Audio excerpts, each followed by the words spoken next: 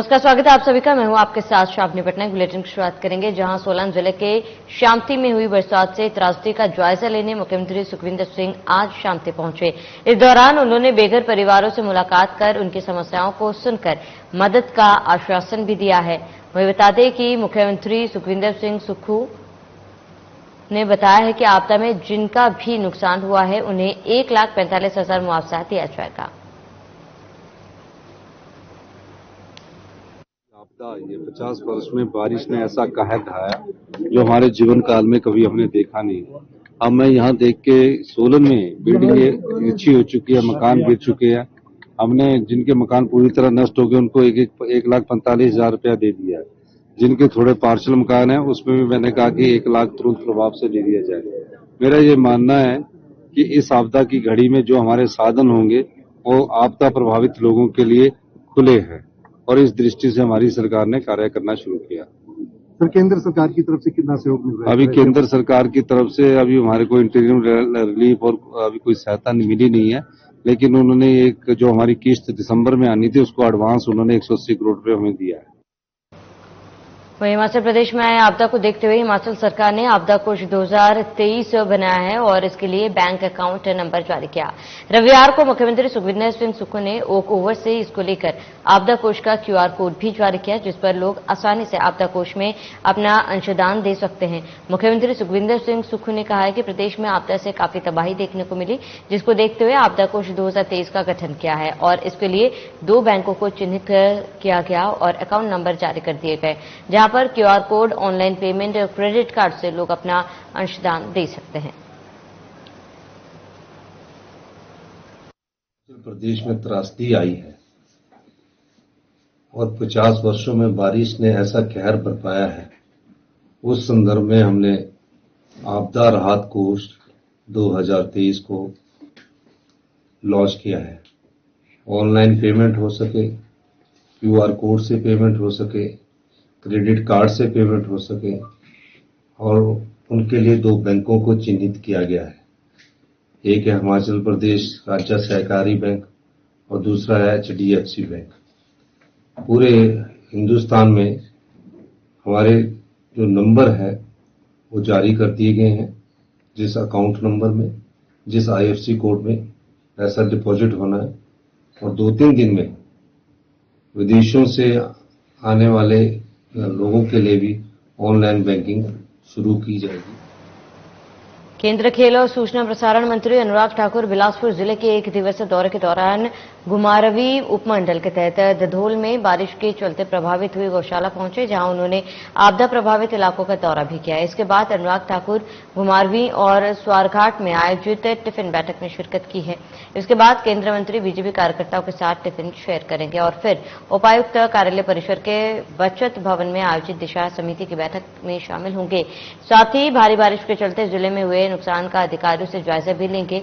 वहीं केंद्रीय मंत्री अनुराग ठाकुर ने कहा है कि हिमाचल प्रदेश में आई आपदा से निपटने के लिए केंद्र सरकार प्रदेश की पूरी मदद कर रही है। देखिए, पिछले 2-3 दिनों से लगातार हिमाचल प्रदेश के अलग अलग जिलों में जहां संभव हो सका वहां जाने का प्रयास किया। लगभग 60-70 ऐसी लोकेशंस पे जाके जहां नुकसान हुआ उसका जायजा भी लिया और जो विभाग को निर्देश जारी करने की आवश्यकता थी वो भी हमने कहे और तुरंत राहत लोगों को मिले उसके लिए भी लगातार अधिकारियों को कहा गया है। अगर किसी के घर को खतरा पैदा होता है, सुरक्षा दीवार लगाने की जरूरत है, तो वहां पर पैसा देने के लिए, किसी का नुकसान हो चुका है तो उसके सुधार लाने के लिए उसको। शिमला में बीजेपी के प्रदेश अध्यक्ष राजीव बिंदल ने कांग्रेस सरकार पर निशाना साधते हुए कहा है कि प्रदेश की सुक्खू सरकार लोगों को आपदा में राहत के बजाय बोझ उठाने का काम कर रही है। सरकार बनते ही कांग्रेस ने डीजल पर वैट का तोहफा जनता को दिया, जिसके बाद दूसरा तोहफा 1000 संस्थाएं बंद करने का था।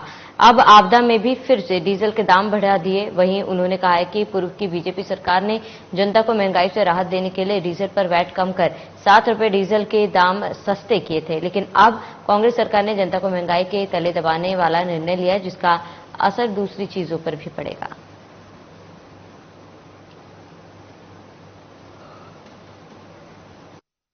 हिमाचल प्रदेश की जनता के ऊपर वर्तमान कांग्रेस की सरकार जो श्री सुखविंदर सिंह सुक्खू जी के नेतृत्व में चल रही है, उन्होंने डाला है। आज राहत देने का समय है, आज वो बोझ डाल रहे हैं। डीजल जो हमारे जीवन के हर पहलू को प्रभावित करता है, डायरेक्टली करता है, इनडायरेक्टली करता है, उस डीजल का रेट बढ़ाना आज हर प्रकार से मनुष्य जीवन को प्रभावित, हिमाचल के जीवन को प्रभावित कर रहा है। तो पिछले कुछ दिनों से हो रही भारी बारिश के चलते जहां प्रदेश में व्यापक नुकसान हुआ है, वहीं सिरमौर जिले में भी लोक निर्माण विभाग को अभी तक 127 करोड़ का नुकसान हो चुका है। जिले में 637 सड़कें हैं, जिनमें से 69 अभी भी बहाल नहीं हो पाई है। लोक निर्माण विभाग के अधीक्षण अभियंता अरविंद शर्मा ने बताया कि जिले में बंद पड़े मार्गों को खोलने का प्रयास किया जा रहा है ताकि यातायात सुचारू किया जा सके। उन्होंने ये भी बताया कि सिरमौर में वैसे तो 26 जून से बरसात सीजन शुरू हो जाता है, लेकिन इस बार 7 जुलाई से हुई भारी बारिश ने बहुत नुकसान पहुंचाया है।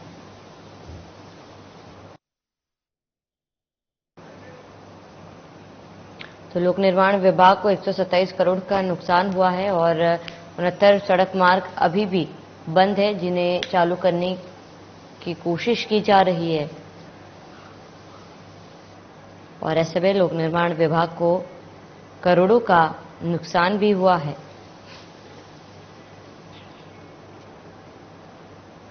जून से शुरू हो गया था, तो पहले बारिश का इफेक्ट जो था वो हल्का था, धीरे था, कोई डैमेज नहीं था, लेकिन सीवियर डैमेज जो थी वो 7 तारीख के बाद लगातार 4-5 दिन जो बारिश हुई उसमें हुई। तो इस बरसात का अभी तक का कुल लगभग हमारा नुकसान सड़कों का जो हुआ है वो 127 करोड़ के आसपास हुआ है। लगभग हमारे पास 637 नंबर ऑफ रोड्स हैं, उनमें से आज की डेट में 69 रोड बंद हैं। अभी 2 दिन पहले ये लगभग 130-135 तक आंकड़ा था, लेकिन अब 2 दिन से थोड़ा बारिश से रिस्पाइट मिला है, तो हमारी मशीनरी डिप्लॉयड है और काफी हद तक सड़कों को खोलने। वहीं हिमाचल में प्राकृतिक आपदा के बाद अब महंगाई की मार जनता पर पड़ने वाली है। सुक्खू सरकार ने अपनी सरकार में 7 महीने बाद दूसरी बार जनता को महंगाई का तगड़ा झटका दिया। राज्य सरकार ने डीजल पर 3 रुपए वैट बढ़ाया है। इसी के साथ प्रदेश में डीजल पर वैट 7.40 रुपए से बढ़कर 10.40 रुपए हो गया है। प्रदेश के अलग अलग शहरों में डीजल अब 79 रुपए से 91 रुपए प्रति लीटर के हिसाब से मिलेगा। शिमला में डीजल की कीमतें बढ़कर 79.11 रुपए हो चुकी है। और वहीं राजधानी के लोगों का कहना है कि बरसात की मार के बाद अब डीजल की कीमतें बढ़ने से लोगों पर महंगाई की दोहरी मार पड़ेगी।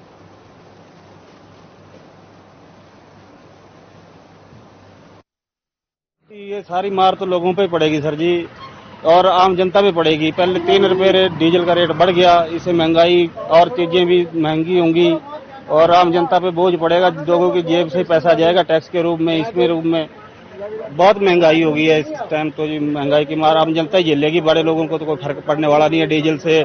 उनके सिर्फ बड़े जो अमीर आदमी पैसे वाले हो, चाहे 1000 रुपये हो जाए महंगा तब भी बुरा आएंगे। गरीब आदमी को तो बहुत वो होगा, जो जैसे आजकल कमाई भी नहीं हो रही, डीजल भी बढ़ गया ऊपर से, और कुछ मौसम की वजह से भी दिक्कतें आ रही है। तो इसमें चाहता हूँ इसमें कुछ सरकार की तरफ से राहत मिले, ताकि गरीब आदमी भी इसके अपना परिवार चला सके। रेट बढ़ा दिया, 3 रुपए बोल रहे कि 3 रुपए बढ़ा दिया हुआ है। अब आप देख लो सब्जी का रेट, इस साल से आप सब्जी तो देख लो कैसी आसमान छू गई है, ऊपर से मौसम कैसा है। अब आप बताओ गरीब आदमी कैसे कमाएगा। हम तो देखो आपके सामने गाड़ी चलाते हैं, हम भी गाड़ी चलाते हैं, और ऊपर से आपको समझ लो अब तेल जब इस साल से बढ़ गया हुआ है तो। सोलान जिले के शामती में सांसद सुरेश कश्यप ने इस त्रासदी से त्रस्त लोगों से मुलाकात की और उनकी समस्याओं को बारीकी से जाना। सुरेश कश्यप ने इस दौरान राहत और बचाव कार्य का जायजा भी लिया। सांसद सुरेश कश्यप ने संवाददाता से बात करते हुए बताया है कि इस त्रासदी में बीजेपी भी सरकार के साथ खड़ी है। उन्होंने कहा है कि केंद्र सरकार हिमाचल को हर संभव मदद करेगी। तो पीड़ितों के समस्याओं को बारीकी से जाना गया और संबंधित विभागों के अधिकारियों को समस्याओं का हल करने के निर्देश भी दिए हैं और राहत और बचाव कार्य का जायजा भी लिया गया।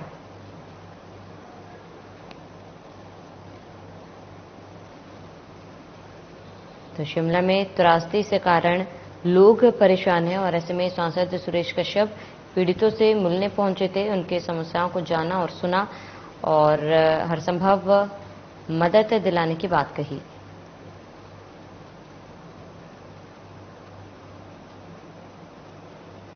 जो जानकारी मिली है उसके हिसाब से लगभग 57 परिवार ऐसे हैं जिनको क्षति हुई है, जिसमें जो शुरू का जो हिस्सा है जहां ये अपना साईं बाबा वाला गेट, मंदिर का जो गेट रास्ता होता था, वहां से लेकर और काली माता मंदिर तक 3 हिस्सों में पानी का जो फ्लो आया, जिसके कारण बहुत सारे लोगों को और उनके मकानों को नुकसान हुआ। जहां हम खड़े हैं इसके पीछे जो एरिया है, वहां से जो अच्छे मकान लोगों ने करोड़ों रुपए लगाए थे, अपने भवन बनाए थे, अपना जिंदगी भर की पूंजी लगाकर आशियाने बनाए थे, लेकिन अभी वो सब जो है झुक गए हैं, आगे की ओर खिसक गए हैं। और बहुत बड़ी जिला मंडी में बारिश और बाढ़ से नुकसान को लेकर हिमाचल प्रदेश के डीजीपी संजय कुंडू ने मंडी में प्रेस कॉन्फ्रेंस की। इस दौरान उन्होंने कहा कि मंडी में आपदा की स्थिति से निपटने के लिए पुलिस प्रशासन के कर्मचारी दिन रात ड्यूटी पर तैनात रहे। उन्होंने कहा है कि जिला मंडी में 7 मौतें अभी तक हुई हैं, जिनको रेस्क्यू करने का कार्य पुलिस विभाग के द्वारा किया गया। डीजीपी संजय कुंडू ने बताया कि हमारी सबसे पहली प्राथमिकता पर्यटकों को सुरक्षित निकालने की है। इसके साथ उन्होंने बताया कि मुख्यमंत्री के द्वारा पुलिस विभाग को दिशा निर्देश दिए हैं और 15 सितंबर तक इसी तरह से निरंतर रूप से ऑपरेशन चलाए रखें। तो लापता लोगों को ढूंढने की कोशिश पुलिस द्वारा की जा रही है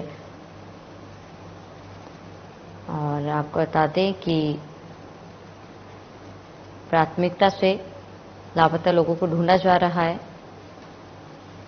जहां आपको बता दें आपदा से निपटने के लिए ऑपरेशन शुरू हो चुका है, पर्यटकों को सुरक्षित स्थानों पर पहुंचाया जा रहा है और इसके साथ ही जो लोग लापता है उन्हें ढूंढने की लगातार कोशिश की जा रही है। इसके साथ ही आपको बता दें कि पर्यटकों को सुरक्षित निकालने की पुलिस की प्राथमिकता है, इस बात की जानकारी डीजीपी ने दी है। वहीं उन्होंने ये भी कहा कि 7 मौतें अभी तक हुई है और कई लोगों का रेस्क्यू ऑपरेशन अभी भी लगातार जारी है। आपदा से निपटने के लिए ऑपरेशन शुरू हो चुका है। जो लोग लापता हैं उन्हें ढूंढने की कोशिश की जा रही है और इसके साथ ही डीजीपी ने इस बात की पुष्टि की है कि आपदा में करीब 7 लोगों की जान गई है। लापता लोगों को ढूंढा जा रहा है और पर्यटकों को सुरक्षित स्थानों पर पहुंचाने की कवायद शुरू हो चुकी है। और लाहौल स्पीति भी जो डिस्ट्रिक्ट है इस रेंज में, ये बहुत इफेक्ट हुआ। हर डिस्ट्रिक्ट की अलग अलग कहानी है। लाहौल स्पीति में तो जो टूरिस्ट थे वो ट्रैप हुए थे, चंद्रताल में भी ट्रैप हुए थे। कुल्लू में 60,000 से ज्यादा, क्योंकि कुल्लू टूरिस्ट कैपिटल है इंडिया की, इतने ज्यादा लोग ट्रैप थे। अब होम स्टेज इतने हो गए, छोटे छोटे घरों में रहते हैं लोग, ट्रैकिंग करते हैं। एकदम जब फ्लड्स आए तो सब बिल्कुल अफरा तफरी मच गई थी। लेकिन मंडी में इसका थोड़ा प्रोफाइल अलग था, क्योंकि पंडोर डैम से जब पानी छोड़ा तो पूरे मंडी शहर में पानी आया। मैं तरह से एक ऐसी सिचुएशन थी जिसमें पुलिस बौखला सकती थी, लेकिन मैं मंडी पुलिस को और इनके नेतृत्व को बहुत। चलिए इसके साथ इस बुलेटिन में फिलहाल मेरे साथ इतने। देश प्रदेश के तमाम बड़ी खबरों के लिए आप बने रहे हमारे साथ।